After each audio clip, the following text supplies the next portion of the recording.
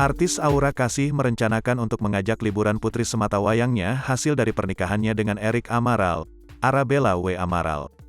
Belum berniat mengajaknya ke luar negeri, Aura Kasih bahkan berencana meluangkan waktunya untuk menjelajahi Indonesia. "Kalau aku sih di Indonesia aja ya karena buat mengedukasi," kata Aura Kasih saat ditemui di kawasan Gandaria, Jakarta Selatan, Jumat, tanggal 28 Januari tahun 2022, malam. Bahkan wanita berusia 34 tahun itu berniat untuk mengajak sang buah hati ke pegunungan sebagai bentuk edukasi.